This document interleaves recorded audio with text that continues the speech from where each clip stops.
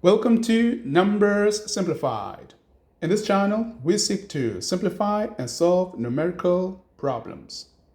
Today, we'll be looking at the financial mathematics series, specifically the ordinary annuities. Take note, this is part 12. Make sure to check out all the other parts prior to this. They might be beneficial to you. Like, share, and subscribe so that you don't miss out on any of our future uploads. Recall from part 11, where we talked about the introduction to annuities, we covered ordinary annuities. And in this session, we are going to be looking at an example. So, example, Jack has a bank account paying 3% per annum compounded monthly, and he intends to save $20,000 in 10 years' time. How much would he need to deposit into the account if payments are made at the end of every month? The solution.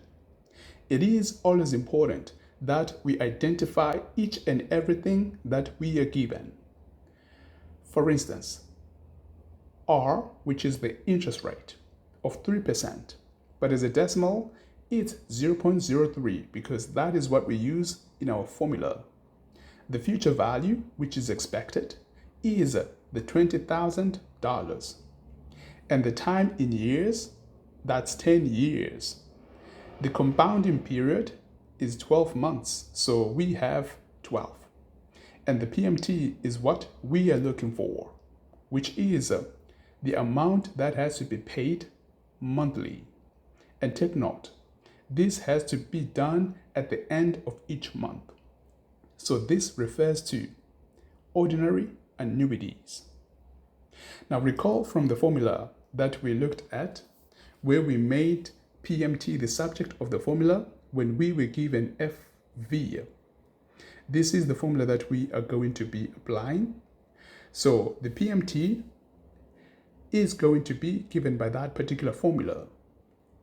Now, the next thing would be to substitute for each and every term that we're given, or variable or parameter, depending on how you want to call it. So our R was 0.03. So wherever we have R, we substituted with the 0.03. And our I is 12. So we substitute I with 12. N is the number of years. We substitute it with the 10. Then I'm sure by doing so, we would have substituted for everything.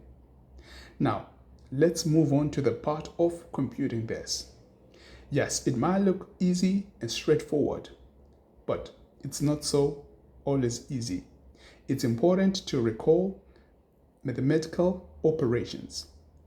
So we have what is referred to as the BODMAS or BOMDAS, depending on where you're coming from. I would encourage you to deal with what's inside the parentheses first. So when we deal with what's inside the parentheses, it is easy for us to simplify whatever we have. In the first set of parentheses, that is the curved ones or the curved brackets, we are going to have 0.0025. So we keep it in that manner. Then we move on to the other curved pair of brackets. We see that 0.03 divided by 12 is 0.0025 as calculated before. Then we would have that. Then also the power, take note, we have 10 times 12, and that simplifies to 120. So now we are going to simplify further step by step. So there are two things that I want us to take note of. One, the operations, the mathematical operations. Let's deal with what's inside the brackets first before we multiply out or divide. Then the second thing would be, if we happen to make any calculations, it is advisable to keep our decimals to 4 or 5 decimal places before we get to the final answer. And take note, since we are dealing with the financial mathematics question, The final answer may have two decimal places because the two decimal places in most instances would refer to the cents. So we wouldn't have 3 or 4 decimal places in the final answer if we're talking about money. Otherwise, it wouldn't be ideal. However, in our computations, it is important that we stick to 4 or 5 decimal places so that we don't compromise on the accuracy of our answers. I had to stress out this. If it's something that you know, great. But I just had to stress this one out because I know from marking some of these questions and the mistakes that students tend to make. Right, so having that, we would have 20,000 divided by 0.34935. So this, we came about it when we added the 1 and the 0.025 raised to the power 120 minus 1. That gave us that value that we have in the numerator.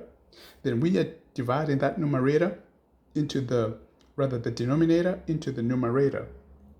So in doing so, we are going to get PMT is equals to.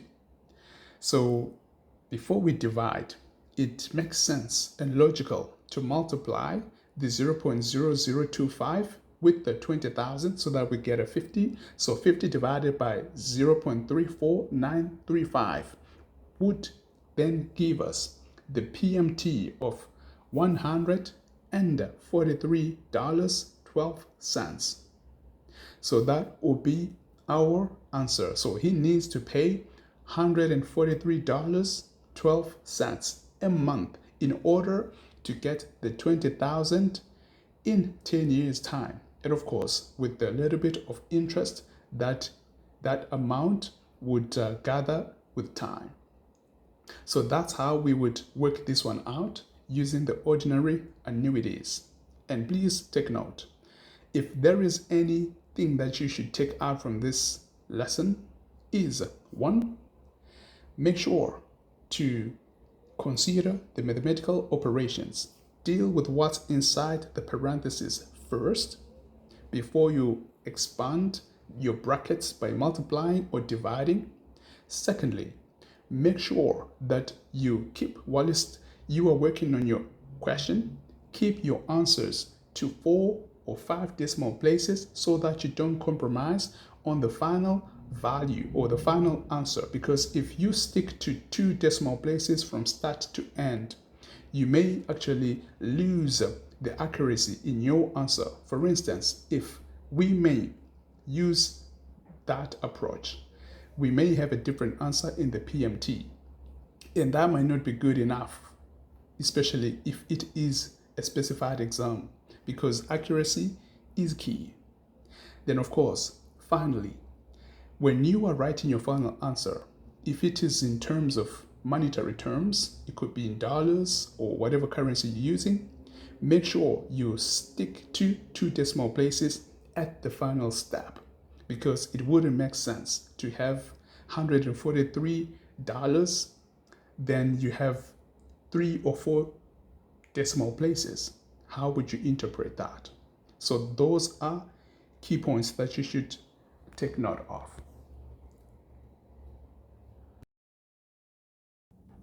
And remember to subscribe so that you don't miss out on any of our future uploads. Make sure to check out all the other playlists we have so far. They might be beneficial to you, especially if you are a mathematics, statistics, financial mathematics student. And of course, I'll leave you with the following task. Find a question and post it on the related topic. Remember once again, your questions, feedback are always welcome here. Subscribe, like, and share so that you don't miss out on any of our future uploads. Thank you for watching Numbers Simplified. Remember, God loves you.